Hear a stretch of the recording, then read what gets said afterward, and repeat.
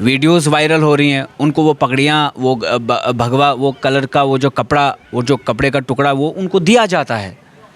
क्या दर्शाना चाहते हैं कि ये अपनी प्रेजेंस दिखाना चाहते हैं कि हम हिंदुस्तान में हर जगह पर हैं, अब हम तालीमी इदारों में भी घुस गए। तो क्या करोगे उधर जाकर? आए, ये जो आज मैंने देखा वो प्रोटेस्ट था, क्या प्रोटेस्ट था वो? या तो हिजाब या तो किताब। मैं कहूँगा एक हाथ में साइंस होगी, एक हाथ में कुरान होगा। तो और इनको कुर्सी जब चाहिए होती है तो इनको हिजाब याद आता है, इनको मंदिर याद आता है, मस्जिद याद आती है, आपकी टोपी याद आती है, आपकी दाढ़ी याद आती है, टेररिज्म याद आता है, पाकिस्तान याद आता है, और कश्मीर याद आता है, आतंकवाद याद आता है। इसके अलावा इनके पास कोई ऑप्शन नहीं है। लगातार इल्ज़ामात लग रहे हैं बीजेपी पे कि बीजेपी इस मसले को पोलराइज़ कर रही है। ये मसला हिजाब का या अल्लाह अकबर और जय श्री राम का मसला है ही नहीं, ये मसला है एक फंडामेंटल राइट का जो कॉन्स्टिट्यूशन हमें देता है। आप मुझे बोलिए, योगी जी जो वस्त्र पहनते हैं भगवाधारी, एक चीफ मिनिस्टर, क्या हम चैलेंज कर सकते हैं उसको?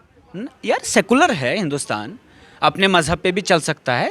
जो आज कर रहे हैं ना, ये बहुत पहले कई नेताओं ने किया, लेकिन हुआ क्या उसके बाद?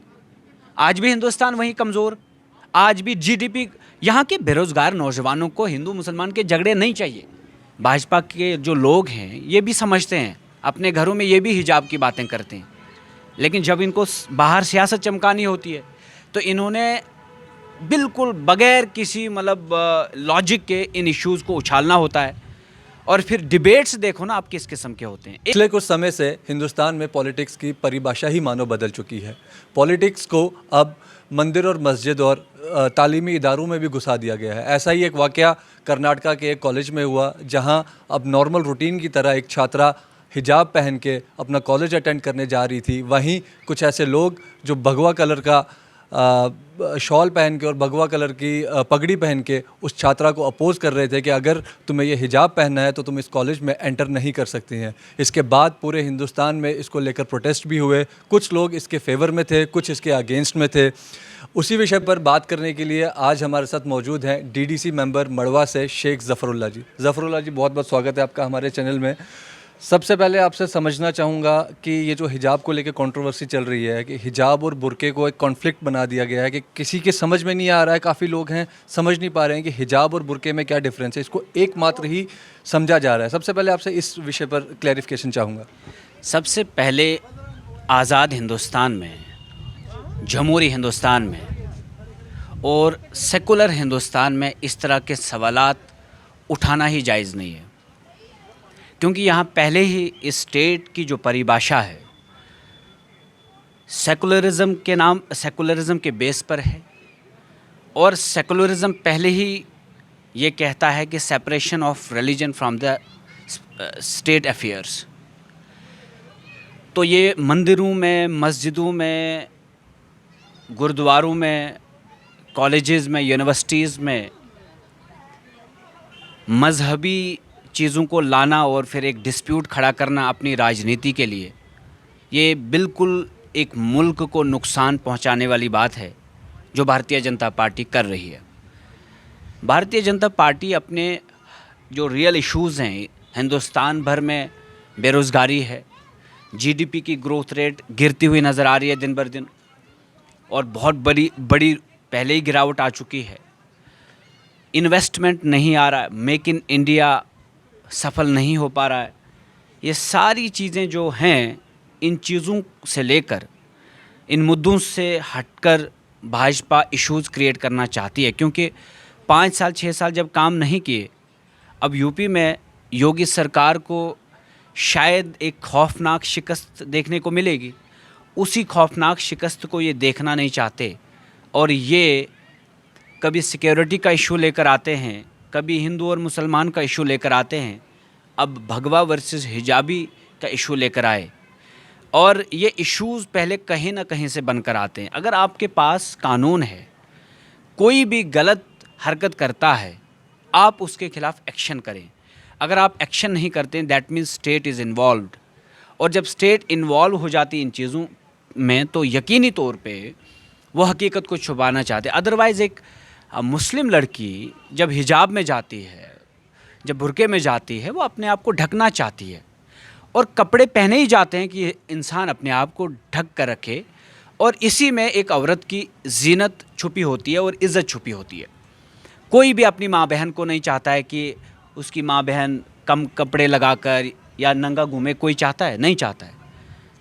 भाजपा के जो लोग हैं ये भी समझते हैं, अपने घरों में ये भी हिजाब की बातें करते हैं, लेकिन जब इनको बाहर सियासत चमकानी होती है तो इन्होंने बिल्कुल बगैर किसी मतलब लॉजिक के इन इश्यूज़ को उछालना होता है। और फिर डिबेट्स देखो ना आप किस किस्म के होते हैं। एक सवाल तो एक यहाँ पे एक ये भी आता है कि इतने सारे जो लोग वो भगवा कलर का एक गमछा पहन के आए, भगवा कलर की पगड़ी पहन के आए, कहीं ना कहीं वीडियोस भी वायरल हुए थे कि वो कहीं ना कहीं से वो उनको प्रोवाइड किए जा रहे हैं। जो देखो वीडियोस वायरल हो रही हैं, उनको वो पगड़ियाँ, वो भगवा, वो कलर का वो जो कपड़ा, वो जो कपड़े का टुकड़ा वो उनको दिया जाता है। क्या दर्शाना चाहते हैं कि ये अपनी प्रेजेंस दिखाना चाहते हैं कि हम हिंदुस्तान में हर जगह पर हैं, अब हम तालीमी इदारों में भी घुस गए। तो क्या करोगे उधर जाकर? आपने कोई मशीन खरीद कर देनी थी किसी कॉलेज को, प्रोजेक्टर देना था, आप उस भगवा रंग के उस कपड़े को भेजकर जय श्री राम का नारा लगाकर उससे क्या संदेश देना चाहेंगे आप? कि आपका मुल्क स्ट्रांग है। आप अपने संगठन को स्ट्रांग ज़्यादा करने की कोशिश करते हैं, मुल्क को कमज़ोर करने की कोशिश करते हैं। मुल्क को स्ट्रांग बनाइए। आज देखिए यूरोपियन कंट्रीज़ जो हैं वहाँ तरक्की है, वहाँ डेमोक्रेसी है, वहाँ सभी तरह के लोगों को अनुशासन के साथ रहने की पूरी मतलब उनको ऑर्डर भी हैं, उनको कानून के हिसाब से उनको चलने का आदेश भी दिया जाता है। फिर कानून का कोई उल्लंघन करता है उसको सज़ा भी मिलती है। वहाँ तालीमी इदारों में इस तरह की चीज़ें नहीं हैं। वहाँ सेकुलरिज्म को ट्रू सेंस में इफ़ेक्टिव किया गया है। वहाँ डेमोक्रेसीज़ को बहुत स्ट्रॉन्ग किया गया है। और इसीलिए हम लोग हिंदू और मुसलमान के झगड़ों में फंसे हुए हैं। इसीलिए आज भी जो स्ट्रॉन्ग मशीनरी कोई भी आप देखेंगे फ़ॉरेन से आती है। कई सारे ऐसे पेशेंट मिलेंगे आपको हिंदुस्तान में जो टेस्ट कराते हैं और उनका टेस्ट बाहर होने जाता है, भाई अभी कुछ दिन वेट करना पड़ेगा क्योंकि आपकी जो बीमारी है उसका टेस्ट यहाँ नहीं होता है। अगर उन चीज़ों पे काम करते, वो तो नहीं किया। आप देखें जो भी यहाँ पर कैपिटल गुड्स आते हैं वो फ़ॉरेन से आते हैं। आप डिफेंस की जो मशीनरी है या डिफेंस को लेकर जो भी वेपन वगैरह जो भी आता है फ़ॉरेन से आता है।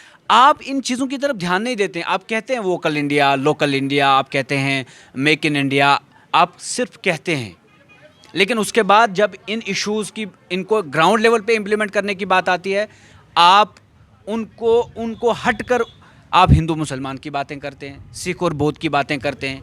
आप अपने ही फार्मर्स के ऊपर गाड़ियाँ चलाते हैं।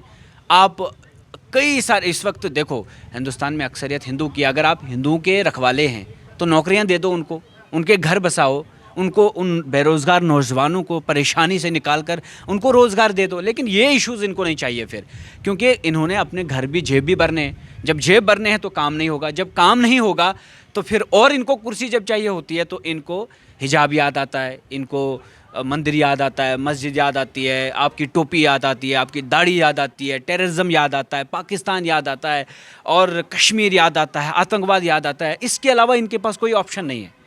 तो ये तरक्की के दावों को जो ग्राउंड लेवल पे इम्प्लीमेंट नहीं कर पाए, उनको छुपाने के लिए एक प्लान के साथ ये इस तरह की चीज़ें फिर अंजाम देते हैं। खुद थोड़ी ना मोदी जी आएंगे, लगातार इल्ज़ामात लग रहे हैं बीजेपी पे कि बीजेपी इस मसले को पोलराइज कर रही है। ये मसला हिजाब का या अल्लाह अकबर और जय श्री राम का मसला है ही नहीं, ये मसला है एक फंडामेंटल राइट का जो कॉन्स्टिट्यूशन हमें देता है। आप मुझे बोलिए, योगी जी जो वस्त्र पहनते हैं भगवाधारी, एक चीफ मिनिस्टर, क्या हम चैलेंज कर सकते हैं उसको? यार सेकुलर है हिंदुस्तान, अपने मज़हब पे भी चल सकता है, पॉलिटिक्स भी आपकी है, लेकिन इसका मतलब ये नहीं कि आप नेता बनकर अपने मज़हब पे नहीं चल सकते। हमने तो कभी नहीं उठाया इस तरह का सवाल। अदरवाइज़ आप देखें ना कि हम भी बोलेंगे कि यार वो अच्छा नहीं लगता उसमें, यार वो क्या एक तालीमी इदारे में जाकर कम से कम उसको सूट बूट टाई शाई होना चाहिए, थोड़ा लगना चाहिए, वो चीफ मिनिस्टर है। लेकिन हमने कभी सवाल नहीं खड़ा किया। हमने कहा संवैधानिक पद पर है और हमें पूरा, अगर ये मज़हब को भी फॉलो करता है, वैसे तो वो करता नहीं है, लेकिन अगर उनके मज़हब में कहीं पर इस कपड़े के साथ, इस रंग के साथ कोई लगाव है तो हमें आदर करना चाहिए, इज़्ज़त करनी चाहिए। लेकिन ये लोग जो कुछ ये जो कम्युनल सोच रखने वाले लोग हैं, ये कहते हैं कि नहीं, हमारा जो हमारे मज़हब में जो है वो करेंगे हम, लेकिन मुसलमान नहीं करना चाहिए। ये तकलीफ़ होती है इनको। और उसके बाद फिर क्या होता है कि हम भी इनको जवाब देने लगते हैं। तो ये जो चीज़ें हैं ना, ये इनको सूट करती हैं। मुझे लगता है कि इन चीज़ों को डिस्कस करने के बजाय मीडिया को भी इन चीज़ों को बिल्कुल इग्नोर करना चाहिए, क्योंकि ये चीज़ें मीडिया के थ्रू उछाली जाती हैं, फिर इनको हाइप मिलती है और एक पर्टिकुलर कम्युनिटी को लगता है ये शायद हमारे हमदर्द हैं, जबकि है नहीं ये। तो इनको उससे क्या एक सिंपैथी मिल जाती है, एक वोट बैंक इनका क्रिएट होता है और मुफ्त में इनको वोट चले जाते हैं। फिर काम करना कुछ नहीं, काम धंधा इनका और कुछ है ही नहीं इसके अलावा मजहबी लड़ाई। आप भी मानते हैं कि बीजेपी मजहब के नाम पे ही अभी भी पॉलिटिक्स कर रही है, कि ये सारा मसला जो है? मैं ये कह रहा हूँ ना, ये जो लोग करते हैं ना, कई सारे मुसलमान नेताओं ने आज तक मुसलमानों के नाम पर वोट लिए, क्या हुआ उसके बाद? इसी तरह ये भी, ये जो आज कर रहे हैं ना, ये बहुत पहले कई नेताओं ने किया, लेकिन हुआ क्या उसके बाद? आज भी हिंदुस्तान वहीं कमज़ोर, आज भी जीडीपी। यहाँ के बेरोज़गार नौजवानों को हिंदू मुसलमान के झगड़े नहीं चाहिए। यहाँ के बेरोज़गार नौजवानों को चाहिए कि उनको रोज़गार चाहिए, उनके घर में रोज़ी रोटी चले, उनके बच्चे पढ़ें और पढ़ने के बाद उनको नौकरी मिले। ये चाहता है नौजवान, ये चाहता है हिंदुस्तान। मतलब हिंदुस्तान क्या चाहता है इनको फ़िक्र नहीं है। इनकी सियासत क्या चाहती है, इनको कुर्सी किस बेस पे मिले, किस आधार पे मिले, ये उसको ज़्यादा नज़र उस पे ज़्यादा फोकस करते हैं। ज़फ़र साहब, इस हिजाब मसले पे कर्नाटका हाई कोर्ट का एक ऑर्डर भी आया, ज़ेर दर्ज है मसला कर्नाटका हाई कोर्ट में। उनका एक ऑर्डर आया कि अभी के लिए जो है क्लासेस को रिज्यूम कर दिया जाए, तब तक के लिए कोई भी इस हिजाब या इस भगवा कलर पे कोई बहस नहीं होगी, कोई इस पे बातचीत नहीं होगी। जो ड्रेस कोड है उसी ड्रेस कोड पे जो है बच्चे स्कूल जाएंगे, चाहे वो लड़कियां हो चाहे वो हों, हिजाब पहन के नहीं जाएंगी। और वहीं जो है मुस्लिम संगठन का ये कहना है कि how can we suspend our faith तब तक के लिए जब तक हाई कोर्ट का कोई ऑर्डर नहीं आता है। 21 आपको पूरी प्रैक्टिस करने की, अपने रिलीजन पे चलने की और प्रोपेगेट करने की, प्रैक्टिस करने की पूरी अनुमति देता है। दुनिया की कोई भी ताकत इस आर्टिकल को हिंदुस्तान के संविधान से नहीं हटा सकती। ये थियोक्रेटिक स्टेट नहीं है जहाँ एक पर्टिकुलर कम्युनिटी, पर्टिकुलर रिलीजन को प्रैक्टिस किया जाएगा और बाकियों को आप रौंद डालेंगे। हिंदुस्तान में 25 करोड़ मुसलमान रहते हैं और 25 करोड़ मुसलमानों की ये जो आस्था है उसके साथ जुड़ी है। हिजाब हमारी एक आइडेंटिटी है, दाढ़ी हमारी एक आइडेंटिटी है। आप इसके साथ खिलवाड़ ना करें। आप अपने मज़हब पे चलें, हम अपने मज़हब पे चलेंगे। ये जो टकराव की बात आती है, इससे मुल्क तबाह हो जाते हैं, बर्बाद होते हैं। आप हिंदुस्तान से एक नैरेटिव चलाते हैं, पाकिस्तान ऐसा, पाकिस्तान वैसा। उससे क्या होगा? हिंदुस्तान को मजबूत बनाइए, हिंदुस्तान में अमन लाइए, हिंदुस्तान में सेकुलरिज्म को बहाल करिए, हिंदुस्तान के फेडरल स्ट्रक्चर को नुकसान मत पहुंचाइए। लेकिन ये करते हुए तो आप नज़र आते हैं। यही दुख है, इस तरह हिंदुस्तान बिखर जाएगा। जम्मू में भी आज प्रोटेस्ट हुआ, शिवसेना ने आज जम्मू में प्रोटेस्ट किया। उन्होंने यहाँ तक ये भी नारे लगाए कि या तो किताब या तो हिजाब। मतलब साफ है कि अगर आप हिजाब पहनेंगे तो आप पढ़ाई करने कॉलेज या स्कूल नहीं जा सकते। नफरत। अब शिवसेना के लोग शायद जम्मू कश्मीर में अपनी राजनीति को बढ़ावा देना चाहते होंगे। ख्वाब देख रहे हैं, तो देख रहे हैं वो सड़कों पर आकर ख्वाब, हम भी आगे बढ़ेंगे कहाँ? इस तरह के कई नमूने आए। ये जो आज मैंने देखा वो प्रोटेस्ट था। क्या प्रोटेस्ट था वो? या तो हिजाब या तो किताब। मैं कहूँगा एक हाथ में साइंस होगी, एक हाथ में कुरान होगा, तो क्या करेंगे आप?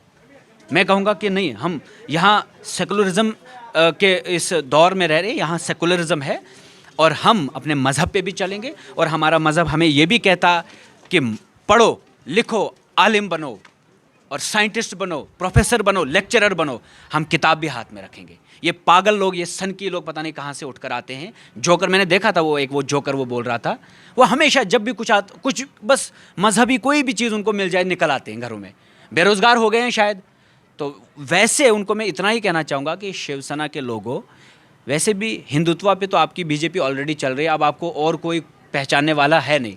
अब तो हिंदुत्व पॉलिसी से जो बीजेपी चल रही थी उनसे भी लोग खफा हैं। तो आप जो सियासत करना चाहते हैं कुछ नहीं हासिल होगा।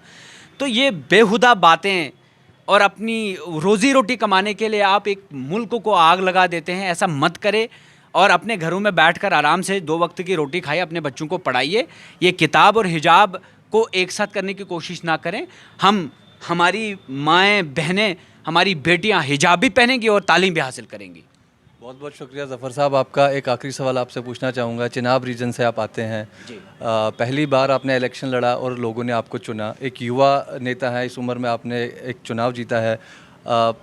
चिनाब रीजन की पॉलिटिक्स को किस तरह देखते हैं, क्या बदलाव चाहते हैं आप चिनाब रीजन में? चिनाब रीजन में ठेकेदारों का सिलसिला, जिन्होंने सियासत पे भी कब्ज़ा करके रखा है, सबको जाना होगा। और मैं चाहता हूं कि चिनाब वैली में एटलीस्ट हम पॉलिटिकल डिस्कोर्स को चेंज करें और नया डिस्कोर्स लेकर आएँ। न वहाँ भाजपा कुछ कर सकी, ना नेशनल कॉन्फ्रेंस कर सकी, और ना ही बाकी सियासी पार्टीज़।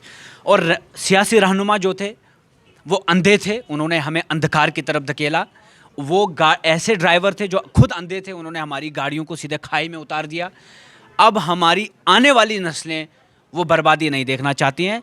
मैं चाहता हूं कि चिनाब वैली में नौजवानों का जो जुनून है, जो वो चाहते हैं, जो और सफरिंग्स जो नौजवानों की हैं, बेरोज़गारी जो है, और मैं समझता हूं कि जब तक न वो किसी रहनुमा को असेंबली में या पार्लियामेंट में भेजते नहीं हैं, तब तक उनकी सफरिंग्स ख़त्म नहीं होती हैं। तो मैं चाहता हूं कि चिनाब वैली से कम हम ये शुरुआत करें कि एक नई सोच के साथ नई पीढ़ी को एक नया पॉलिटिकल डिस्कोर्स पैदा करके दें, और ताकि कम से कम जो है एक नया पॉलिटिकल विजन लेकर नई सोच के साथ आगे बढ़ा जाए।